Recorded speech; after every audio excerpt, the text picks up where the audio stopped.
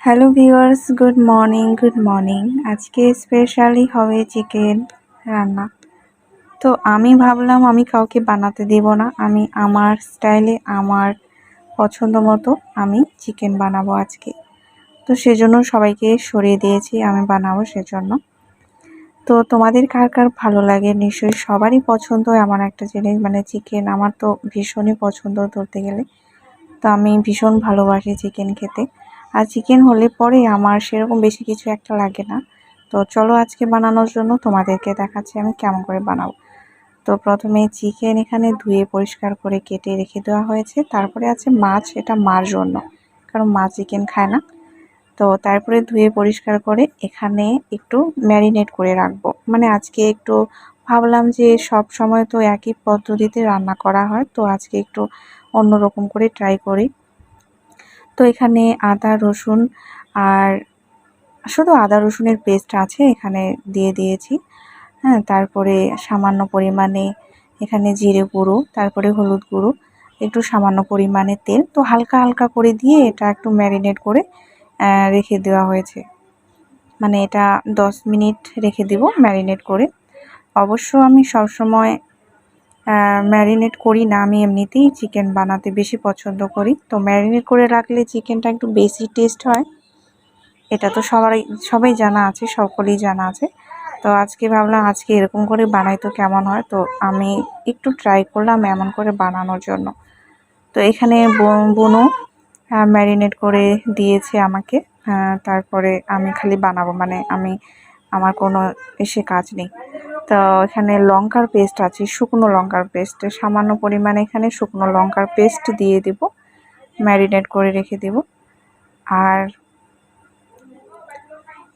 এটা বেশি না, ঝালের আর কি যতটা লাগে পরিমাণ মতো অতটাই এখানে দিয়েছি। কারণ চিকেনের মধ্যে একটু লাল লাল যদি ভাব না থাকে একদমই ভালো লাগে না চিকেন অবশ্য খেতে।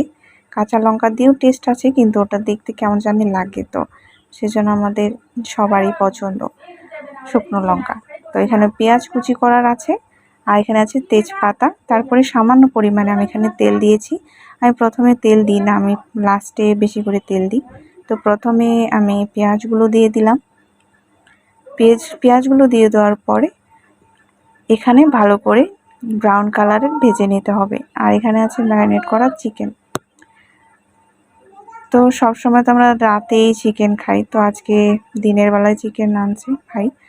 তো পেঁয়াজটা আগে ভালো করে ব্রাউন কালার করে নেব, যাতে পেঁয়াজটা গলতে সাহায্য করে। খুব তাড়াতাড়ি কিন্তু পেঁয়াজটা গলে যায় যদি ব্রাউন কালার বেশি করে করা হয়। তো আজকে এমন করে বানাবো, দেখি কেমন হয় খেতে। অবশ্য আমার পছন্দ, মানে আমার রান্না করা সবারই ভালো লাগে, সেজন্য সবাই বলে আমাকেই রান্না করতে। তো আমারও বেশি ভালো লাগে, কারণ চিকেন খেতে যতটা ভালো লাগে রান্না করতেও তার থেকে বেশি ভালো লাগে। মানে নিজের মতো করে বানানো, সেটা তো অবশ্যই বুঝতেই পারছো। তো এখানে পেঁয়াজগুলো ব্রাউন কালার হয়ে গেছে, তারপরে আমি দিয়ে দিলাম এখানে চিকেনটা।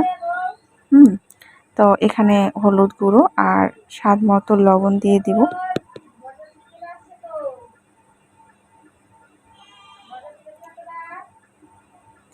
দিয়ে দেওয়ার পরে এটা ভালো করে আমরা 15 মিনিটের বেশি এটা ভাজবো,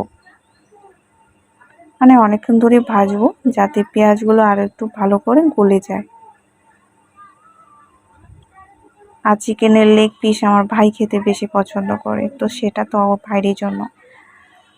আর এখানে দিয়ে দিয়েছি হালকা পরিমাণে লঙ্কার গুঁড়ো, এটা আমাদের বাড়ির লঙ্কা পেস্ট করে রেখে দিয়েছে।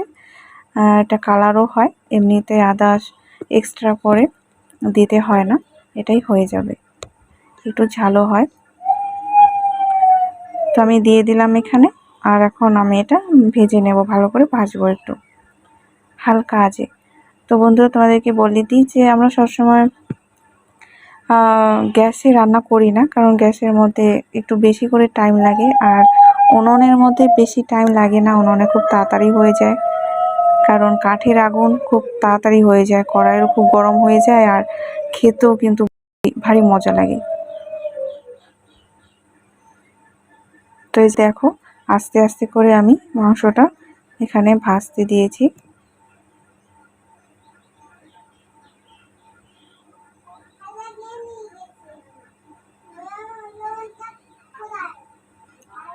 কাঠের রান্না কিন্তু মজাটা অন্যরকম। যারা যারা রান্না করো তারাই কিন্তু বলতে পারবে যে অসাধারণ টেস্ট হয় আর খুব তাড়াতাড়ি হয়ে যায়।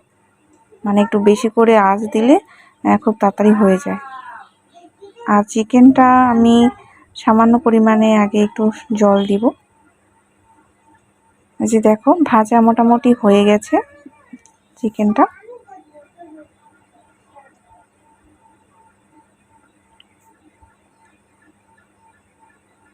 দিনের বেলা চিকেন খেতে কিন্তু বেস্ট লাগে আর রান্না করতেও একটা মজা লাগে। তো সামান্য পরিমাণে আমি এখানে জল দিয়ে দিলাম যাতে মশলাটা লেগে না যায়।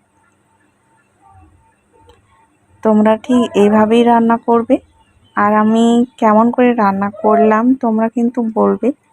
আর তোমরা কেমন রান্না করো সেটা আমাকে শেয়ার করবে, যাতে নেক্সটে আমি তোমাদের মতো রান্না করতে পারি।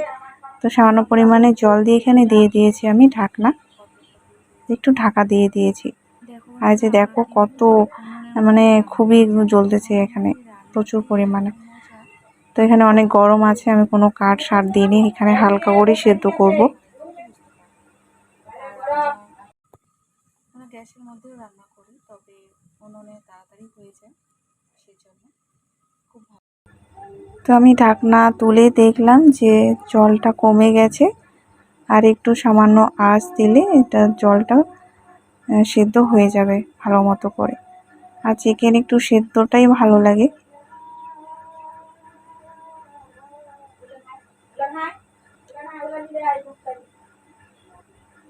সেদ্ধ তো খুব ভালো হয়েছে, এখানে দেখাই যায়। মানে এমন সেদ্ধ করেছি এখানে যে চিকেনের যে পিসগুলো আছে ওগুলো একটু ইসে হয়ে গেছে আর কি।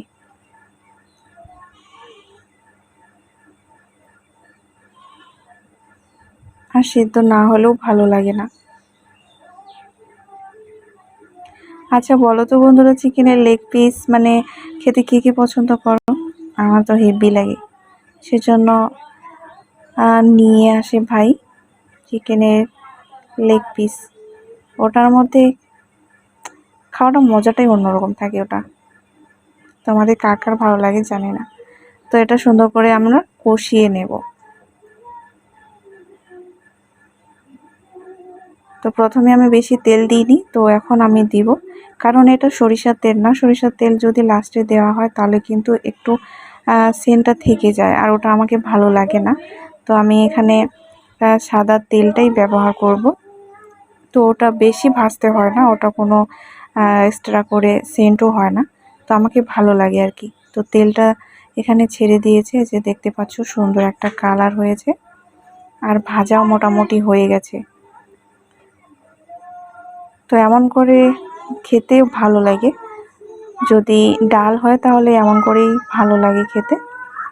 তো আমি এখানে লাস্টে দিয়ে দিব এই যে এলাচগুলো আমি থেতো করে দিয়ে দেবো। এটা গরম মশলার কাজ করে। গরম মশলা যদি নাও দেওয়া হয়, এটা থেতো করে দিলেই কিন্তু হয়ে যায়, মানে গরম মশলার সেন্টটা এখানে ধরে যায়।